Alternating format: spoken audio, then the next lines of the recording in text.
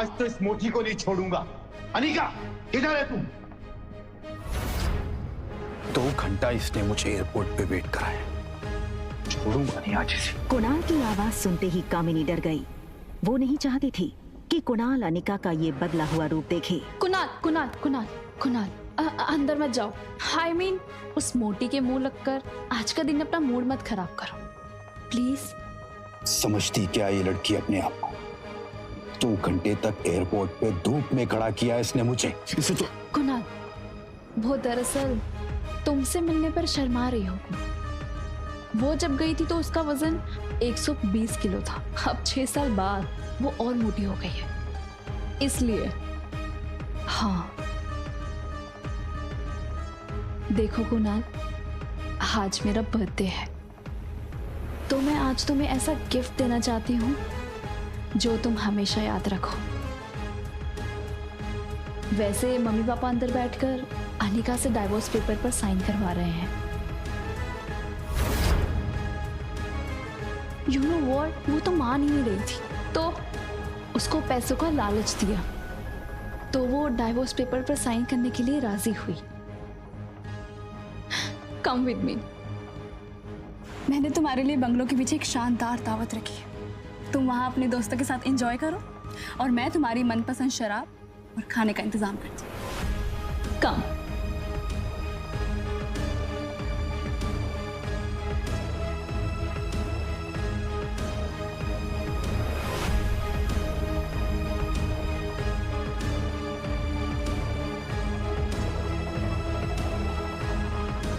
उसी वक्त कुणाल के फोन पर उसके ड्राइवर राजू का मैसेज आया, जिसमें लिखा था hotel paradise international.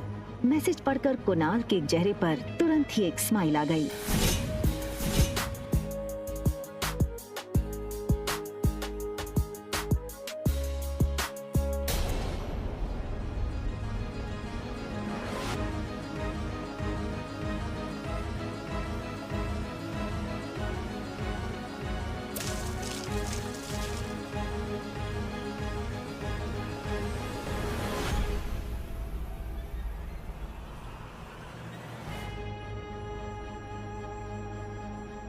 Okay fine, क्या चाहती हो तुम? छोटी बहन हो तुम मेरी, बस इतना कहूंगी कि ये कुणाल के पीछे पागलपन ठीक नहीं है। वो अच्छा लड़का नहीं है। Just shut up, mind your own business. मुझे सब पता है कि कौन कैसा है, और अगर तुम्हें इतनी फिक्र है तो कंपनी मेरे नाम क्यों नहीं कर देती? वैसे किसके लिए बचा कर रखी है कंपनी? अपने यार के लिए या अपनी नाजायज औलाद के लिए?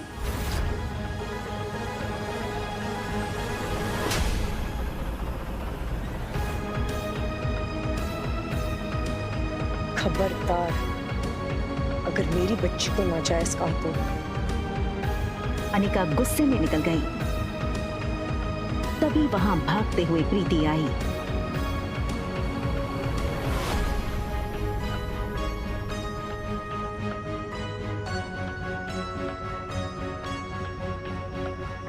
अनिका ने प्यार से प्रीति के गाल पर हाथ फेरा और फिर चली गई।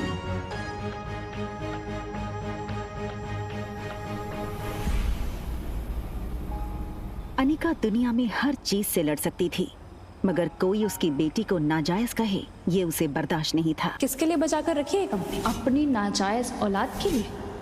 लेकिन इसके साथ ही उसके पास इस बात का भी कोई जवाब नहीं था कि रिया का बाप था कौन।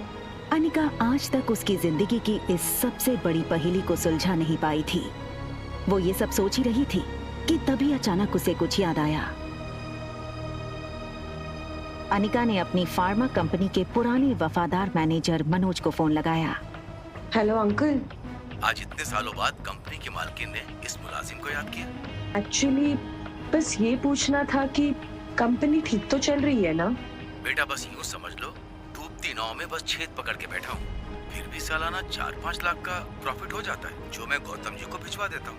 अगर तुम चाहो तो अगली बार से तुम्हें भेज दूँ। नहीं नहीं अंकल, उसकी कोई जरूरत नहीं है। आप अपना ख्याल रखिएगा। आखिर क्या है इस छोटी कंपनी में, जो डोगरास हाथ धोकर इसके पीछे पड़ गए हैं। पहले मेरे जरिए ये कंपनी हड़पने की कोशिश की और उसी के चलते कुनाल से मेरी शादी करवाई, और अब कामिनी के जरिए ये कंपनी पाना चाहते हैं। लेकिन क्यों? तो कंपनी मेरे नाम क्यों नहीं करती? होटल की तरफ टैक्सी बढ़ी रही थी कि तभी अनिका को याद आया कि उसने अपनी बेटी को एक प्रॉमिस किया था। मम्मा जल्दी वापस आ जाएगी और आते हुए ना आपकी फेवरेट चॉकलेट आइसक्रीम ले आएगी, ठीक है? Mamma loves you and she miss you a lot. लेकिन अनिका इस बात से अनजान थी कि उसने प्रॉमिस रिया को नहीं बल्कि रोहित मारवा के बेटे आर्यन को किया था। होटल पहुंचते ही अनिका की कार को सिक्योरिटी गार्ड्स ने घेर लिया और वो अनिका का रास्ता रोक के खड़े हो गए। ये क्या बदतमीजी है? इस तरह से मेरा रास्ता रोकने का क्या मतलब है? सॉरी मैडम, हमें आपका सामान चेक करना होगा। बैग चेक करो। अनिका को कुछ समझ नहीं आया। उसके पास सिर्फ एक पर्स और चॉकलेट आइसक्रीम थी। Yes sir, it is chocolate ice cream. Anika ने रोहित की फोटो देखी थी, वो उसे तुरंत पहचान गई। What nonsense is this? You can't do this with me. I will call the police right away. Anika की गहरी काली आंखों को देखकर रोहित एक सेकंड भूल गया कि वो क्या कहने आया था। तभी दूसरे पल को वो अपनी सेंसेस में आया और चेहरे पर बिना किसी भाव के उसने कहा, हाँ, परफेक्ट।